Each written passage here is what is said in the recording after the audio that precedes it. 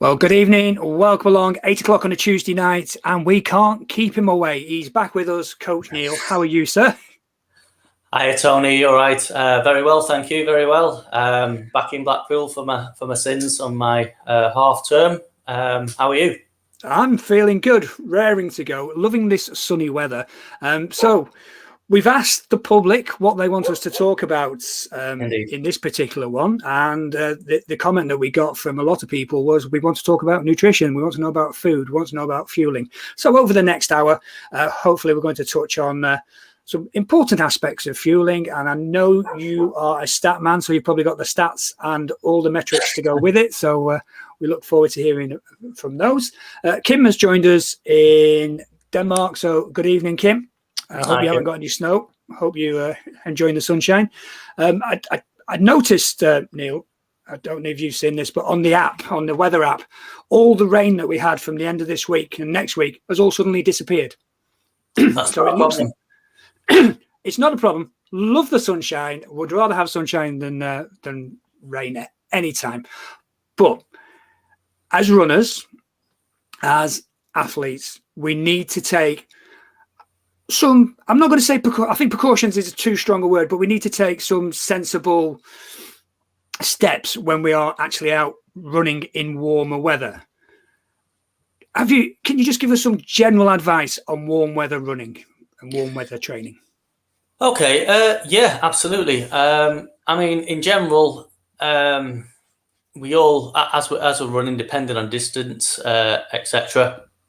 If you remember 6 weeks ago, we touched on hydration slightly. So moving on from there, without trying to repeat myself, even if you're slightly dehydrated on an endurance run, be that a 5K, 10K, half or a full or any specific, even worse, probably at ultra distances, it can, just a slight amount of dehydration can cause up to a 3% decline in performance. And the reason that being predominantly is because as your blood concentration loses water content, which basically is your respiration and sweat, basically, it becomes more like a thicker substance. So your heart has to pump harder and work harder to be able to carry all that, all the nutrients and glucose and oxygen to the muscles to be able to contract. So in the hot weather, this is augmented, obviously, because of the heat. We sweat more. We need to thermoregulate to keep us alive. Now, in normal situations, we would probably look at, during endurance training, losing approximately half a litre an hour. In normal conditions, depending on body weight, and this is very general. So, very lean people will probably lose less, and heavier people might lose more. So I'm just putting a round number on there.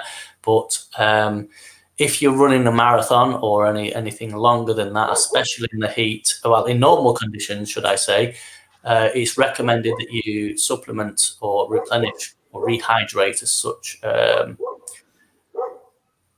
between 450 and 750 milliliters of water per hour. So that's approximately 200 milliliters every 20 minutes, approximately. Obviously, in hot weather training, this needs to increase slightly for the obvious reasons stated before. Just let me have a look at my notes on hydration.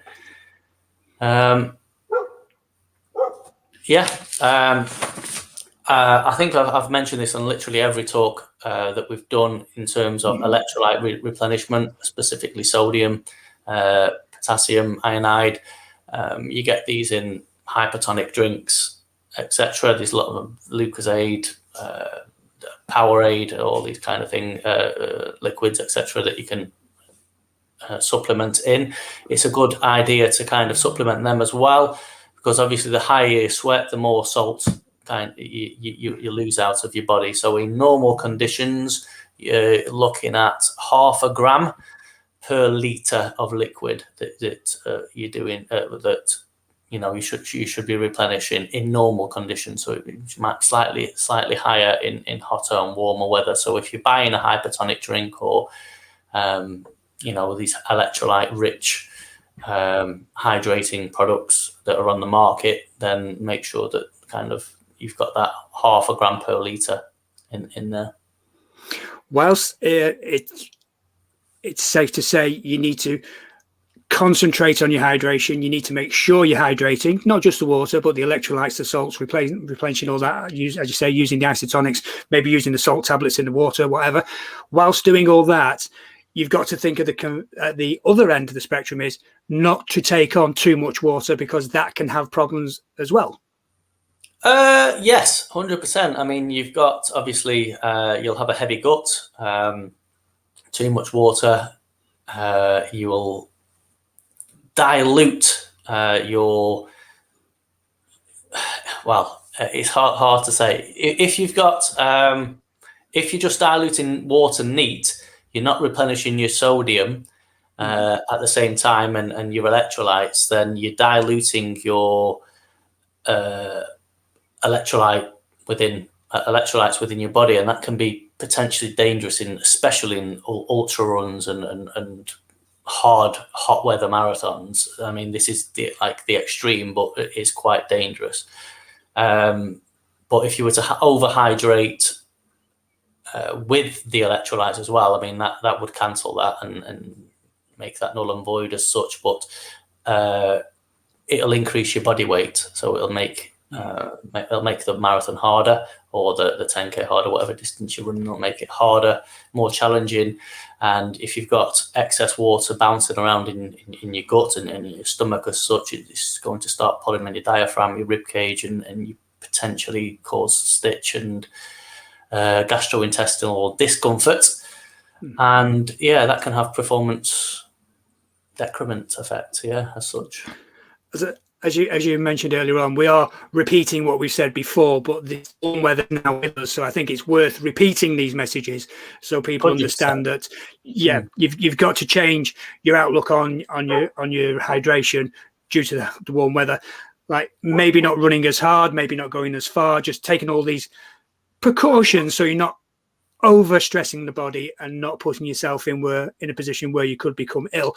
And if we could just reconfirm that we talk about electrolytes and sodium and that, but what that is, that's the connection between the brain and the muscles and the heart. That's the way the messages flow. So if they're not being replenished, maybe the messages aren't getting through to the important parts of the body. So sodium and potassium work hand in hand in the body in neuromuscular signaling as such. So if I send a signal to take a step and my feet start moving, that is controlled with the brain, and for that signal to be received, it's an electric signal that passes through from neuron to neuron to neuron until it hits your quadriceps and your hamstrings and your calf muscle, etc. For it to be for the muscle to be stimulated, for it to be activated and be able to contract. Now, if you've not got the two neurons do not connect. It's got like an intersynaptic cleft gap between two neurons. They don't connect like a TV cable or whatever you call it. There's a little gap between. It's electric energy then converts to chemical energy that converts back when it joins the next state, the next neuron as such. And to send this signal all the way down, sodium and potassium are negative and positively charged, just like a battery, if you think of it as that. And without negatively and positively charged substances in your body, you can't send this signal, and it's detrimental to performance and life itself. Fantastic. Thank you very much indeed, Neil, for just helping us out and recapping on that to start with. Right. If you have just joined us, good evening, welcome along. If you want to say hi in the chat box, please feel free to do so. Kim has actually told us the weather in Denmark is great at the moment. So fantastic news all round as summer arrives, because, summer is always the best day of the year, isn't it? So indeed. If you have just joined us, please come into the chat box, say hello, and if you do have any questions throughout the night, please feel free to ask those. If you do put #question, that always does help us identify them and stops them scrolling through quickly. Right, so we have had a few questions asked previously on a couple of the forums that we're on. So first of all, we'll start off with Helen's question. She was commenting that she's always feeling tired and feeling low from so what could we possibly be looking at as the problem there, Neil? Is this the question relating to red meat? Yeah. Sorry. I shall give you the question. I shall try and find it, see if I've got it to hand. Yeah. I don't eat any red meat and find sometimes I'm totally wiped out and run down. I do try and incorporate plenty of fruit and vegetable in my diet. Any recommendations for an all-round vitamin or tonics? Currently use Methatone, which seems to work well. Also, fueling in the heat recently, did a 10-mile and was constantly taking on water on board, but we're still getting shivery legs. Okay. It sounds to me, my initial thoughts, obviously not having seen you or had a major discussion on this really, red meats are rich in B12 and vegans supplement B12, vitamin B12. Etc. is naturally present in red meats and not it's present in other products as well. But if you are chronically undernourished in B12, it can sometimes be the onset to anemia, and it might not be, you might not be fully diagnosed as anemic as such, but you might have low iron and low hemoglobin as a result of that. So my initial thoughts are is if you don't eat red meat, buy some vegan vitamin supplements, either multivitamins or just the B12, which you can get separately, and see how that impacts, because it will instantly, within days, reverse the effect, and you should have more hemoglobin, iron, and proteins carried around your body, so you won't feel as lethargic and fatigued, especially in the heat. It probably makes it even worse. If you have any form of blood test, they always do tests for B12. It is one of the standard ones.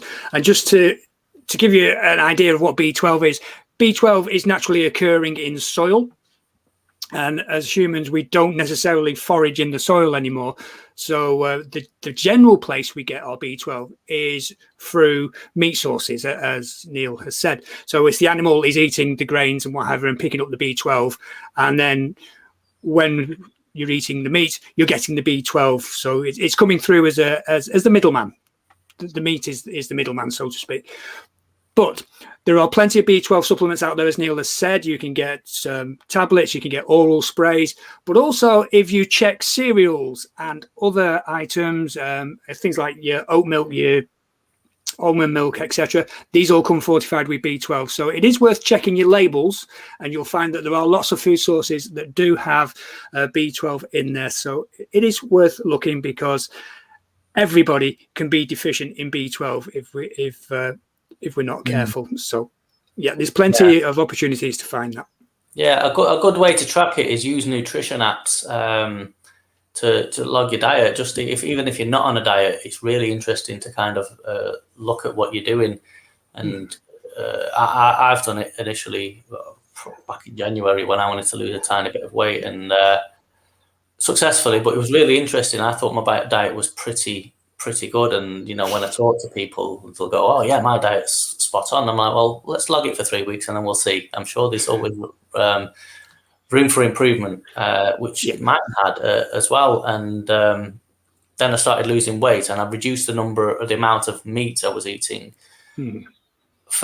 because I just wanted to reduce the amount of saturates that I was eating at the time, and as a byproduct, my B12 dropped significantly. So I am now on multivitamins. I don't have them every day. I have them every 2 days, because that's enough for me, even though the box says I should have one a day, but that's because they'll sell more tablets, obviously. Not because I actually need it. Fair enough. Right. We have a family member of yours has just been on. It's cold in Hungary. Got my pullover on, but still cold. Oh, old man. All right, Dad. Fantastic. Right. So we hope that's helped you, Helen. Maybe look at the B12, as you say, tablet, oral spray, or maybe even just looking at your diet and seeing if you can pick up your B12 from something else, like, as I said earlier on, something like oat or almond milk has it, etc. Tony, have you tried nutrition apps? And if so, just out of curiosity, is the one really good for vegans? Because I've only worked really in terms of clients, and my experience is really through omnivores, really. But do you know, or has anyone out there who is a vegan, have they worked with apps specifically for vegans? I haven't used any nutrition app at all, but my wife has. It's My Fitness Pal. I think she's been tracking it on that particular one. Hold on, Siri's just kicked in. Did somebody say Siri? Because it's just kicked on the computer, but never mind. So my Fitness Pal, she's used that to track, and it just does general tracking. So she's used that, but nothing vegan specific. It's something I'm going to look into after on the back of this conversation. Yeah, I haven't used anything, but I think it's about every 12 months, I do a blood test. You can get these online blood tests now where it's a finger prick test. You fill a little vial full of your blood, send it off, and they'll do a full blood workout. And I know on the ones I've been doing before, the B12 is specific on there, and also your cholesterol and what have you. So you can actually get these tests. They're not too expensive neither. They're about £80, and it gives you a good blood workout and can tell you where you are at that particular time. So I do that. I do that monitoring, but no. My official title, and this is an official thing, I'm a junk food vegan. I still eat a lot of processed foods. You know, when the people say, "Oh, a vegan diet must be a healthy diet," it can be healthy, but it can also be as unhealthy as you want. I went to Burger King last week whilst away on holiday and had a plant-based Whopper. It's a processed burger. It's plant-based, but it's processed, so it's still full of your oils and your saturated fats. You go to Greg's, you get a vegan sausage roll. It's still processed food. So yeah, I'm still a junk food vegan. I don't eat whole foods all the time, so to speak. But we are careful about what we eat, and generally we do eat properly. Lots of potatoes in the diet, lots of veggies, you know, your broccolis, your cauliflowers, a lot of your leafy greens, your spinach is fantastic. That's in there. Chickpeas, loads of chickpeas. We go through hundreds of tins of chickpeas. Full of protein. That's it. And then lots and lots and lots and lots and lots and lots and lots of mushrooms. Full of vitamin D. That's the one. So yeah. We do follow a healthier diet, but still, it's a lot of junk food in there. Yeah, I mean, vegan and vegetarian diets are, if you're educated and you know what you're doing, and you're not just doing it because it's fashionable, and you do it properly, it's more than optimal to to support a healthy life and to support performance. There's lots of studies out there that have compared vegan, vegetarian, and omnivore diets to performance, and not a lot have found any major differences in terms of maximum performance, peak power output, VO2 max, and things like that. In terms of normal diet, so what I call normal diet, an omnivore diet and a vegan / vegetarian diet, the vegan and vegetarian diets tend to be higher in carbohydrates, so they tend to, I think they get from it better energy return, where vegan and vegetarian diets tend to be lower in protein, so it may affect their recovery as such. But again, vegan and vegetarian diets are higher in fat, so you've got the fat oxygenation and bioavailability there for fat to be metabolized. So even though they might be lacking in one area, they'll be compensated by another area in terms of performance, and vice versa. I must just say, we're not here to preach to anybody about what type of diet they should have. It's entirely up to everybody to choose whichever way they want to go. We're not going to tell you this is best or that's best. We're just here to give you the information around all aspects of nutrition for us runners. As I say, I just eat lots of potatoes, which is my favourite. No, and I see this on a lot of diets where they say, "Oh, potatoes are bad for you; they're full of carbs." Well, yeah, I'm a runner. I need fuel, so carbs are that. But the potato gets a bad rap because of the way we cook it. If we have it as chips, we dunk it in oil. If we have it as roast potatoes, we cover it in oil. If we make mashed potatoes, we throw butter and margarine in there, so it's full of fats and oils. If you have a jacket potato, you cut it open, and what's the first thing you do? You throw butter on it, so you're covering it in fats and oils again. It's not the potato that's the problem. It's the way we generally eat the potato that is the problem. But anyway, great book, The Starch Solution by Professor McDougall. Check that one out, The Starch Solution. That's a recommendation for you, Neil. I'll have to read it. I mean, we a Western diet is definitely diverse and different. Some fats, as you say, you've mentioned some really good fats in there, which I would not take out of my diet. And you've mentioned obviously the less healthier fats in there as well, which I would. And just a quick guidance: stay away from saturates and low LDL or LDL cholesterol food products, and more work towards or introduce unsaturated, so poly and mono unsaturated fats are something that you want to introduce into your body. How much?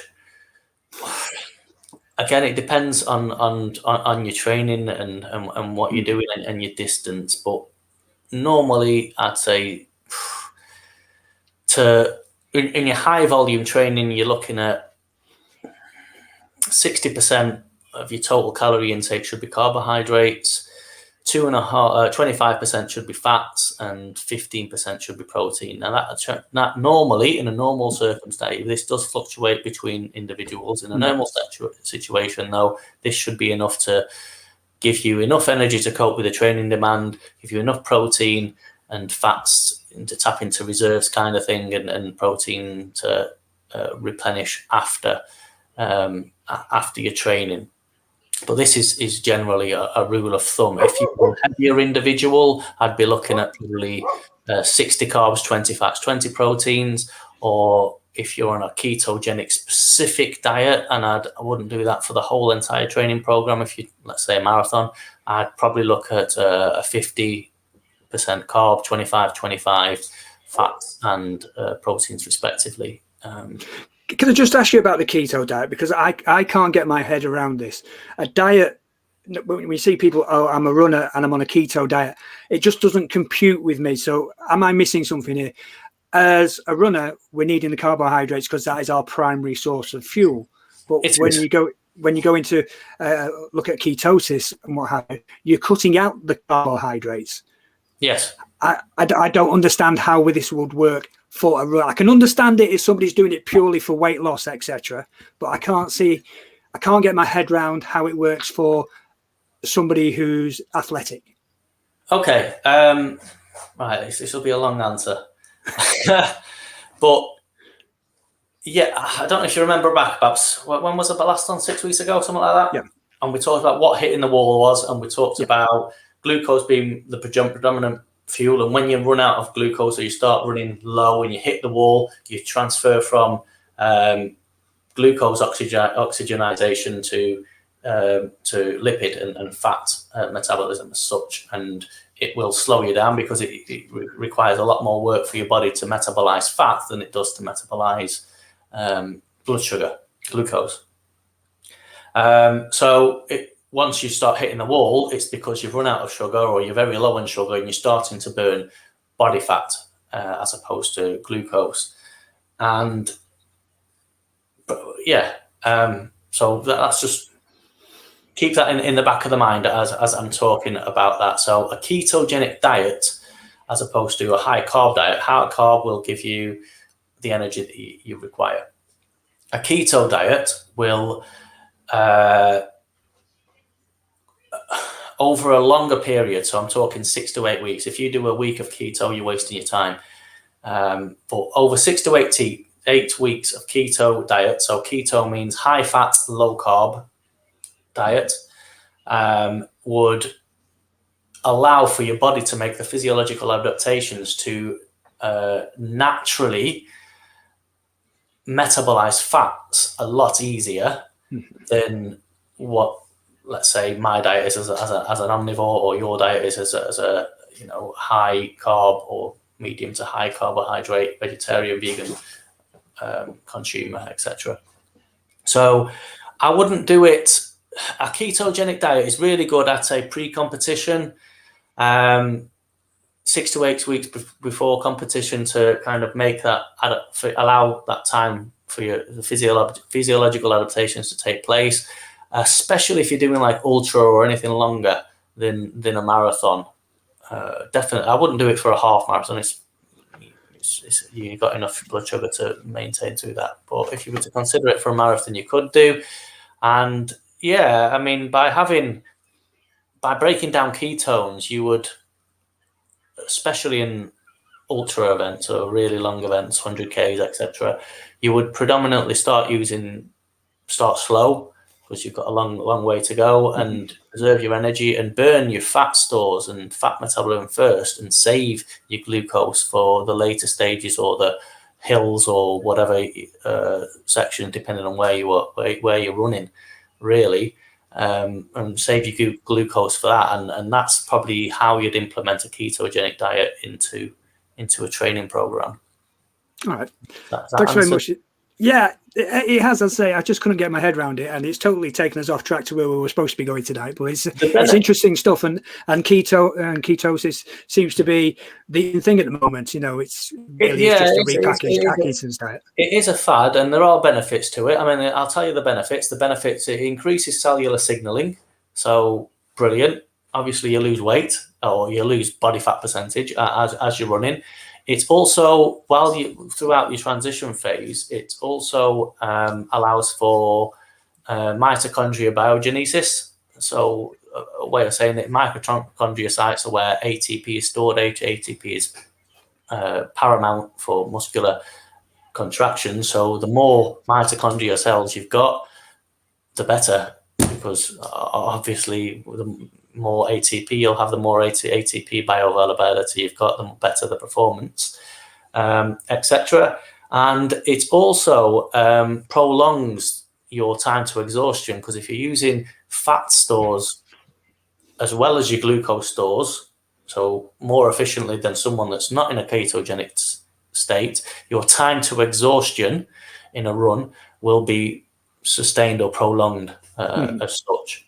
However, if you're chronically, so if you're on a keto diet on a long term, hyperglycemia will be an issue. So you could have chronic fatigue,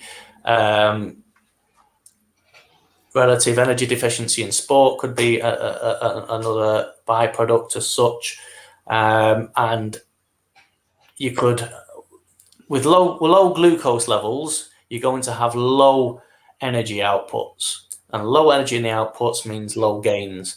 And if gains are the purpose of your 6-week training block, 12-week training block, or whatever you're doing, you might be wanting to increase speed, then stay away from ketones and use carbs, because carbs are going to give you that energy to be able to work at the intensity required as such. So if you wanted to incorporate ketogenic strategies into your marathon training, I would probably do it I'd have my carbs for speed sessions, interval sessions, hill sessions, and things like that, speed sessions, fast runs. But I would probably look at maybe going and doing my weekend long run, probably in a fasted state, because what's the point of carbing up to do a really slow run where you're not going to burn your glucose anyway? You're just going to be burning fats. So why not give your body the opportunity to adapt and go into your Sunday long run in a fasted state, or having not eaten in 4 hours prior to your run? I've heard a lot about running fasted. And it's about changing that, as you say, the changeover point from your glycogen to your body fats. It pushes it further, doesn't it? Yeah. Depends how far you want to push your body. Yeah. Okay. Right. Ted's joined us tonight, Flying Ted. Good evening, Ted. Thank you very much indeed for making the effort to be with us. And also Chris, the running guy, is with us as well. So evening to you, Chris. Thank you very much indeed for joining us tonight. Right. So we've been prattling on now for 30 minutes, and we've still not got to the actual script that we set ourselves out for tonight, have we? So let's be talking about nutrition and for training. What should we be looking at whilst we're doing that training block, be it for the half, be it for the marathon, be it for whatever? How should we be looking at fueling ourselves for a training block? Okay, again, this will vary inter-individually. Genetics play a massive role. Gender differences are paramount here. So this is a bit of a disclaimer. Don't go and do what I'm saying now. It will vary, and I would consult obviously a professional before you do anything as such. What I say when you've just asked training, your diet in training would be completely different to what you should be doing on race day. Well, not completely different, but they do interact with each other. But on race day, your needs are going to be different as opposed to your needs on training days, etc. And the difference is on race day, you want to make more out of that performance on the day, where on training days, it's not necessarily about your performance and what you do, but rather how can you maximize the gains that in return of the effort that you invest in your training sessions to be able to perform 6 weeks, 12 weeks, 6 months down the line, etc. And therefore, different considerations need to be made like this. But your body weight, your height, your age, your body fat percentage, body composition, all of these will factor in. So the formula that I'm kind of giving is just a generic over the board average, anything between 50 and 85 kilos range. But again, generic, doesn't apply to everyone, kind of thing. Right. Just before you get into that, we'll say it one more time. You see it on all the training plans, you see it on all the training, online coaches and whatever. Before you start any physical exercise or physical training that's going to be putting your body under stresses that it's not used to, it could be wise to seek medical information first. So see your GP, see a physio if you've got any knocks or niggles, and consult with them before you do start a training block. Yeah, a personal trainer might not be able to help, but a new maybe consult both a personal trainer or a nutritionist or someone in a university will if you're thinking seriously, or if you're in an at-risk population, then don't go and do it just because you fancy a change. It's you can cause yourself a lot of harm. Okay. Anyway, let's get cracking on. In terms of training, let's just say it's just endurance training. We're not going to look at anything particular. We're just talking about your Sunday long run or your Saturday long run. You're looking at, in terms of energy cost to that, you're looking at, again, depending on body weight. Well, let's say the lower body weight is 50 kilos, and let's say the higher body weight we're talking about today is 85 kilos. So if you're between that range, most runners kind of are. Some are, above, some are below, depending on age, etc. Well, let's say between 50 and 85 kilos, should I say, sorry. Your lower end, so anyone that's 50 kilos, you're looking at burning 50 calories per kilometer, where the higher end, you're probably looking at 75, 85 calories per kilometer when you're running on your Sunday run. So that will obviously have to be met during or after the run when you were there.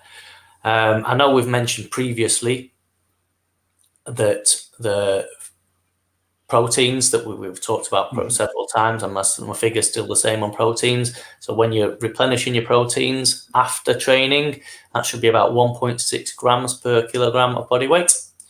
Lipids, so your fats, unless you're in a ketogenic diet, should be between 1 gram or 1.5 grams per kilogram of body weight per day.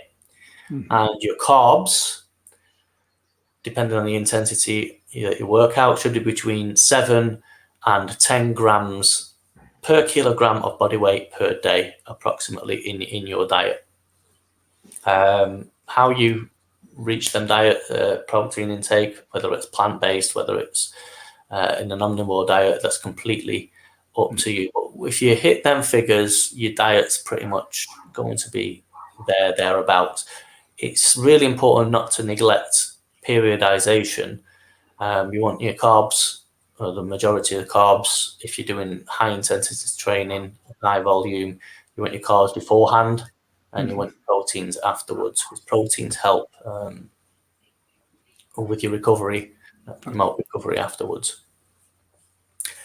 It's really important not to kind of eat prior, about 90 minutes to 2 hours prior a training session, to avoid kind of gastrointestinal discomfort as such. And I would, unless you're doing anything ultra, and again, during the race, you're going to have to eat, and you train for that, absolutely. But if it's a marathon, I'd avoid eating high glycemic carbs 90 minutes to 2 hours prior to your training session. And the reason why is because high glycemic carbs are sort of simple sugars, so they break down easily and they're easily absorbed. Now, you're also automatically going to get an energy kick, and you'd think that that'd be a good thing because you've got all this sugar availability. Your blood sugars are up, you're hyped, you're bouncing off walls, basically, you're ready to go. It's not necessarily the case. There's been studies looking into this, because obviously you've got elevated blood sugar levels. This will automatically, your pancreas will, as a result, secrete insulin. And insulin has two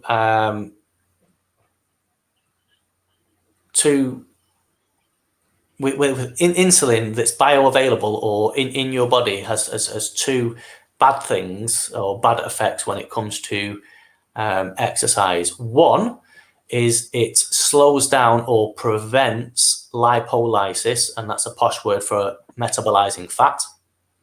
So, which we've talked about earlier, is fat metabolization, especially in endurance events, is key. And another one is it doesn't allow, or it prolongs the onset of liver glycogen secretion. So if you remember back 6 weeks ago, we said that blood sugar is stored as glycogen, the polymer form, and it's stored in your muscle and your liver. Now, if you've got insulin bioavailability, insulin's flowing around your system, until your insulin's kind of disappeared out of your system, it's not going to allow for liver glycogen secretion. So it's going to, in the long run, so you might use all this sugar in your first half an hour of your run, 40 minutes, but you're still going to have insulin circulating around your body for a while, and your liver's not going to give it to your muscles. So therefore, you might have a kick for the first half an hour, but your next hour is going to be a tough one. Fair enough. If that makes sense.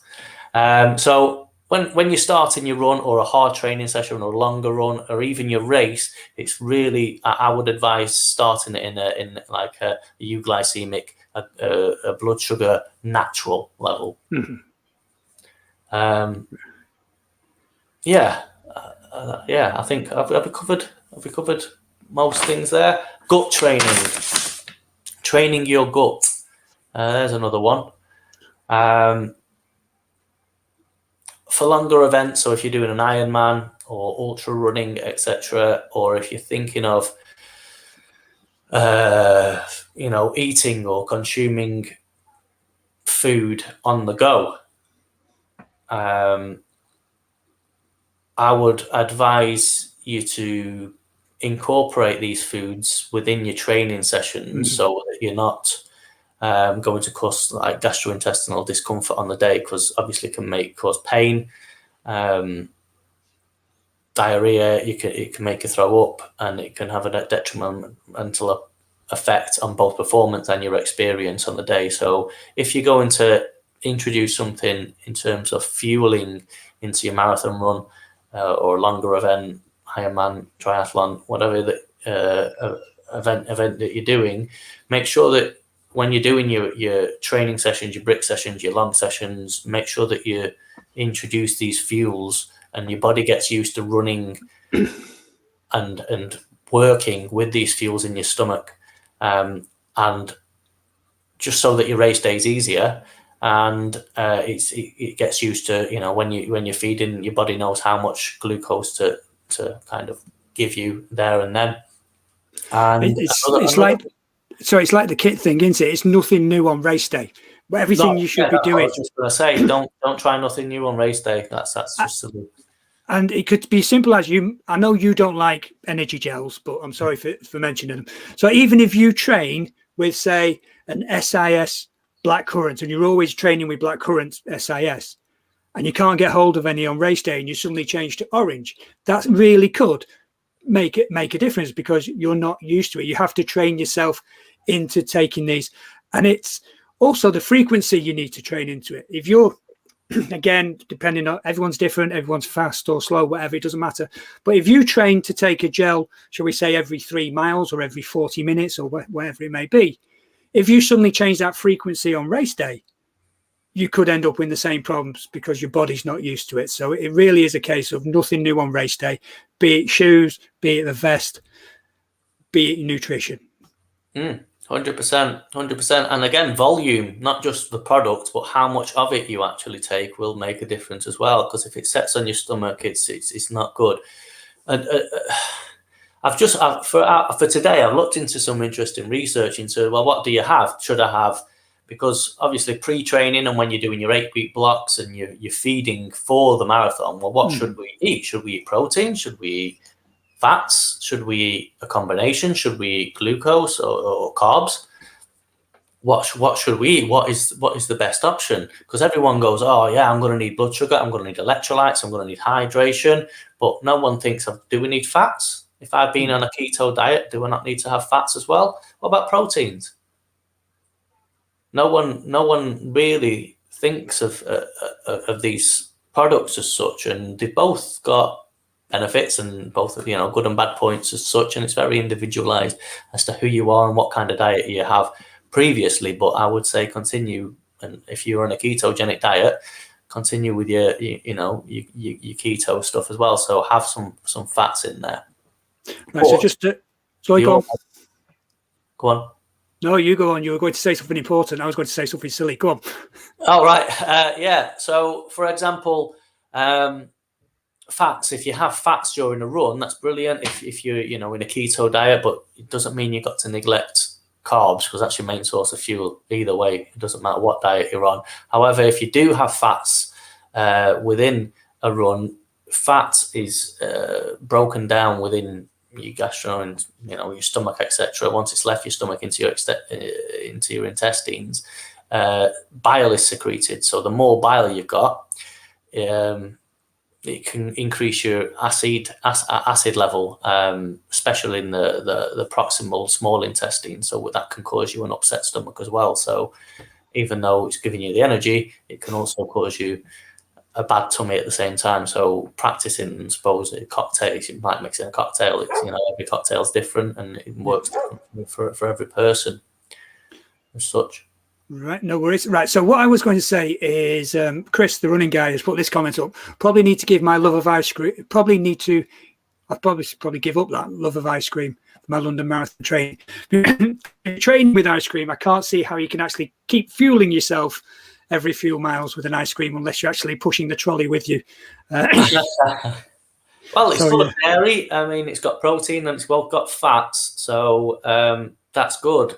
I mean, when you're running, you've got exercise. I think we mentioned this last time, but when you're running, you've got exercise-induced muscle damage. Especially, I mean, those of you that do trail runs, uneven surfaces, downhill running, that's going to exacerbate the downhill and downhill running, the impact, which is going to cause more muscle damage. So you want to recover from that. So my argument is, if you have protein during your ultra run or your downhill run, prior to your downhill run, if you've got protein bioavailability, will that reduce the amount of exercise-induced muscle damage that you've got? Now, this isn't scientifically proven, but people have looked into it, and there's an argument for it, but not a lot of studies have looked into it, obviously, because everyone's looked at it more in terms of a performance standpoint, but not necessarily an exercise-induced muscle damage standpoint. Well, there's your PhD thesis right there. Well, it could be. Yeah, that could be a thing. Right. Just going to nip through a few more of these comments at this moment. Okay. Hi to Rossa Runs from Pennsylvania. So good evening, welcome along. Gone international, James. Yeah, the Hammond is with us tonight. Good evening, Chris. Hi, Chris. Currently doing, what is it, 100 miles in 10 days. So seems to be going well with that. So well done, Chris. Then we got another Chris, back to running channel Chris, running guy Chris. He's got a question for. Before a half marathon or marathon race, what would you recommend as the best dinner? I'll let you give a scientific answer, but my answer would be whatever you like, whatever you fancy, whatever makes you feel good. So that's my 2 pennies worth. But have we got a scientific answer to that? If you remember, about 6 weeks ago, we talked about hitting the wall, and then we talked about carbo loading, and we're doing it throughout the taper phase, etc.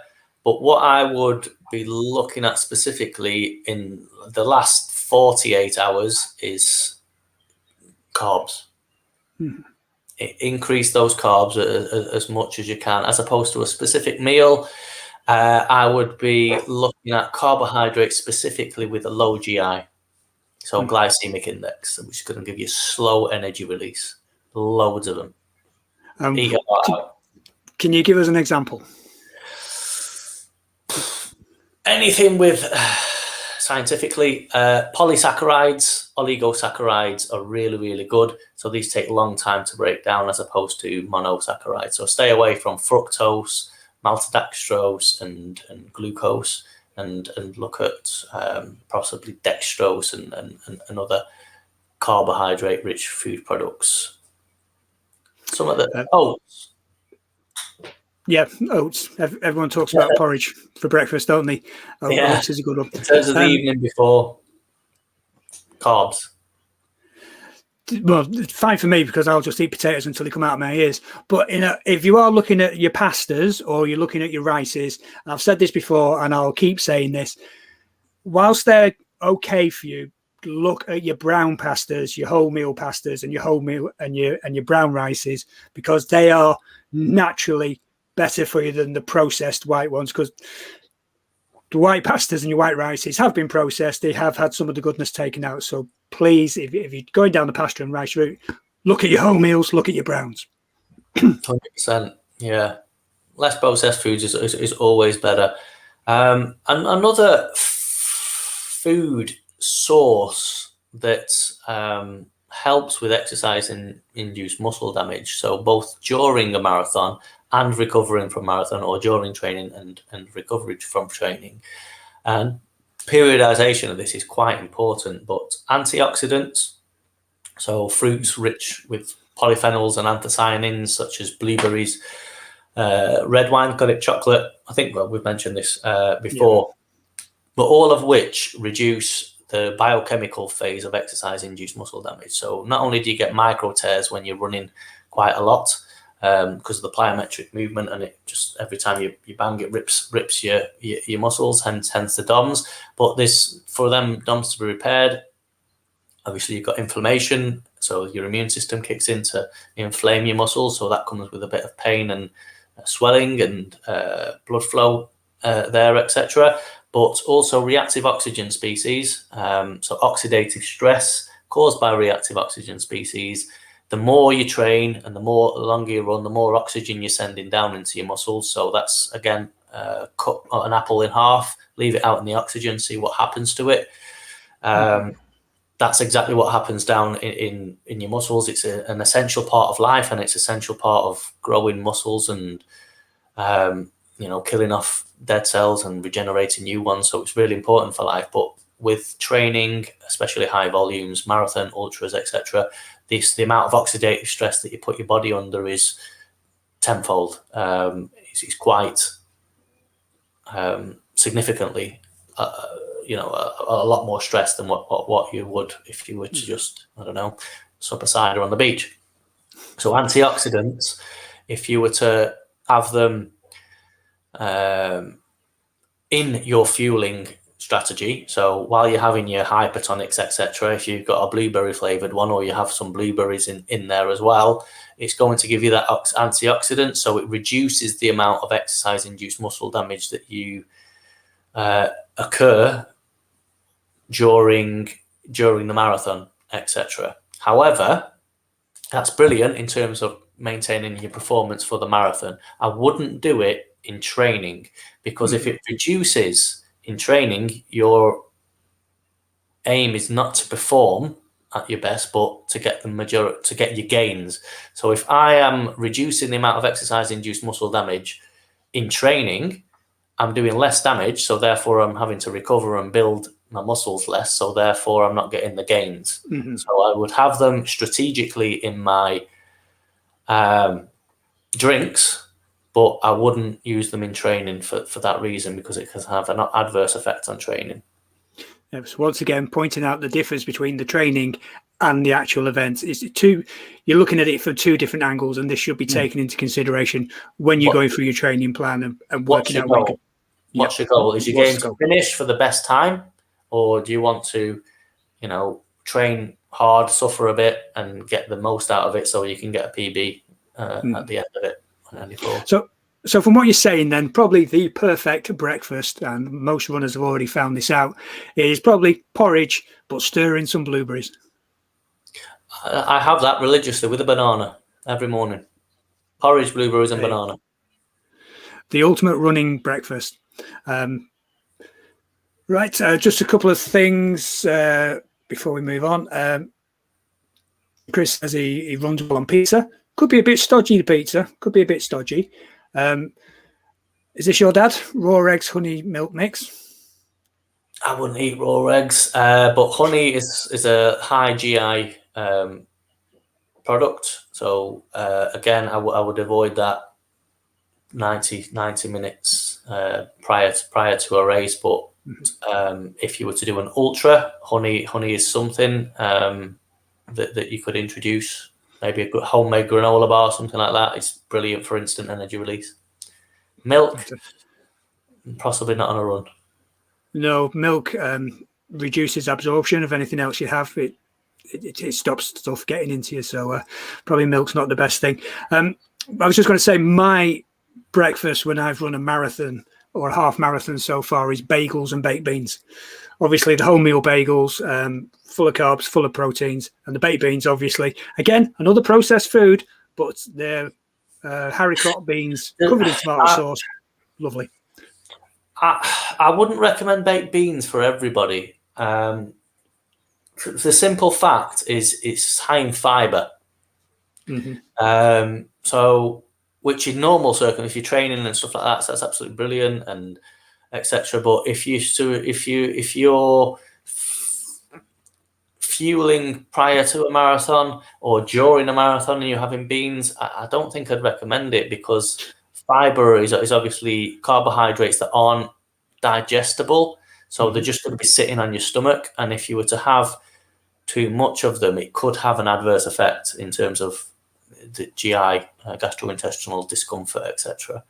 And it's what's really interesting about GI discomfort is when you're in fight or flight mode, so under stress and exercise, basically, the blood distribution goes from, let's say, 20 to 25% of your total blood distribution between me and you sitting here now is working on our digestive tracts, pushing on our intestines and making sure that we're absorbing all the nutrients that we're had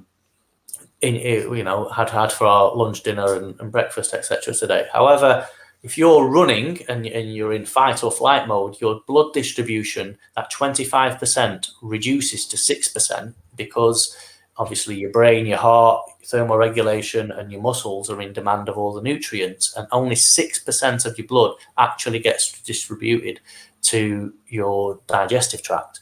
So that's why it's harder and it takes longer for you to absorb the food than it normally would in a rested state.